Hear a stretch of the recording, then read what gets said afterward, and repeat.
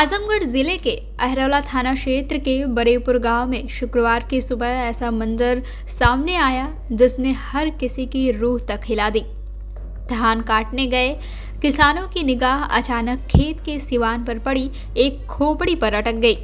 देखते ही देखते पता चला कि सिर्फ खोपड़ी ही नहीं, आसपास हाथ पैर की हड्डियां छोटे छोटे टुकड़ों में बिखरी पड़ी थीं, मानो किसी ने पूरा शरीर चीर कर अलग अलग दिशाओं में फेंक दिया हो। एक ओर कटी उंगलियां, दूसरी ओर फटी पसलियां और कुछ दूरी पर पीले रंग की एक महिला की साड़ी। खेत पल भर में दहशत का मैदान बन चुका था। खबर गांव में आग की तरह फैल गई। मौके पर भीड़ का सैलाब टूट पड़ा। इसी बीच सूचना मिलते ही थाना अध्यक्ष प्रदीप कुमार पुलिस टीम के साथ पहुंचे। शुरुआती जांच में ग्रामीणों ने पुलिस को बताया कि 65 वर्षीय विद्यावती पत्नी रामनिवास मिश्रा 4 अक्टूबर 2025 को दोपहर करीब 2 बजे अपने घर से अचानक लापता हो गई थी। परिवार गुमशुदगी दर्ज कराकर लगातार तलाश कर रहा था, पर कोई सुराग नहीं मिला। अब खेत में मिले टुकड़ों में बिखरे कंकाल ने रहस्य को और गहरा दिया था। 47 दिन में किसी शव का इस हालत में बदल जाना गांव वालों के लिए किसी डरावनी कहानी से कम नहीं। जब पुलिस ने घटनास्थल से बरामद साड़ी लेकर परिजनों को दिखाई तो मृतका के बेटे अरविंद मिश्रा की आंखें भर आई। उसने कांपती आवाज में बताया, ये मेरी माँ की साड़ी है। इसके बाद पूरे खेत से हड्डियों के सभी टुकड़े इकट्ठे कर पुलिस ने उन्हें बोरे में भरकर पोस्टमार्टम और डीएनए जांच के लिए भेज दिया। गांव में तरह तरह की चर्चाओं का बाजार गर्म है। क्या कोई वारदात छिपाने के लिए शव को खेत में फेंका गया या फिर जंगलों के जानवरों ने भीषण तरीके से नोचा? सबसे बड़ा सवाल यह है कि शरीर का बड़ा हिस्सा आखिर कहाँ गया?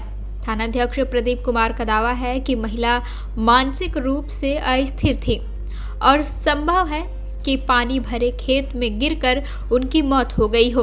बाद में जंगली जानवरों ने शरीर को चीर फाड़ दिया हो, लेकिन ग्रामीणों को यह कहानी पूरी तरह हजम नहीं हो रही है।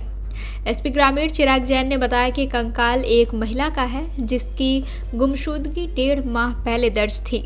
सभी विधिक प्रक्रियाएं जारी हैं और जांच आगे बढ़ाई जा रही है। बरेपुर गांव इस समय भय, सदमे और रहस्य की गहरी धुंध में डूबा है। लोग सवाल पूछ रहे हैं, लेकिन जवाब अभी तक किसी के पास नहीं है। घटना ऐसे हुई सर जी, उसका कोई दिमागी हाल खराब थी। कभी कभी पकड़ करके सब लोग ले आते थे, उकरते थे। आज हमारे ख्याल में 2-2.25 महीना हो गया है, इसका कोई पता नहीं लगा। बहुत हम लोग ढूंढे, बहुत तलाश किए, मगर कोई नहीं पता लगा। थाने पे तहरीर वगैरह दिए थे? जी, सब कुछ लिखा हुआ, रिपोर्ट गई। गुमशुदगी दर्ज कराए थे आप लोग? जी, गुमशुदगी दर्ज थी? जी सर जी, ऐसे हमें नहीं पता इतना खास, लेकिन वहाँ पर पुलिस आई हुई थी।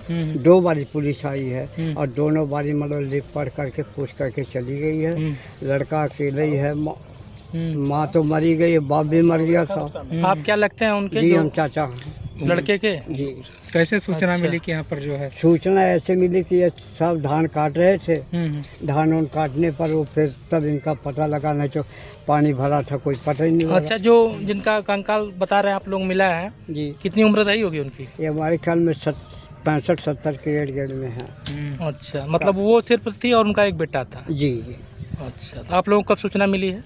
आज? हम सूचना तो खैर हमें जब एक हेरा गई है।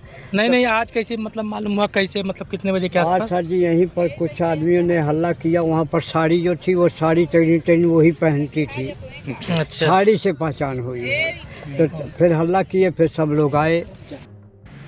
आज सुबह थाना अहरौला के गांव बरईपुर से एक मानव कंकाल प्राप्त होने की सूचना प्राप्त हुई थी। इस सूचना पर थाना अहरौला की टीम मौके पर पहुंची। मौके पर कंकाल के पास से जो कपड़े बरामद हुए, उनके आधार पर उसकी पहचान विद्या देवी मिश्रा, जिनकी उम्र लगभग 75 वर्ष थी, जो मानसिक रूप से थोड़ी विचलित थी, उनके रूप में हुई।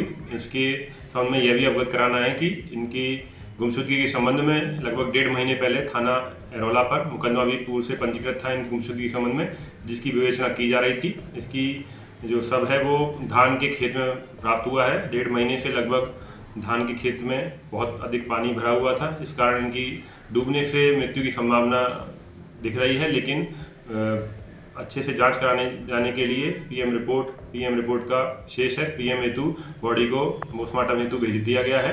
आगे जो भी तथ्य प्रकाश में आएंगे और जो भी साक्ष्य संकलन किया जाएगा उनके आधार पर अग्रिम विधिक कार्रवाई की जाएगी। CIB इंडिया न्यूज की सभी खबरों को देखने के लिए लाल रंग की बटन को दबाकर चैनल को सब्सक्राइब जरूर करें, घंटी जरूर दबाएं ताकि हमारी सभी खबरों के नोटिफिकेशंस आप तक पहुंचते रहें।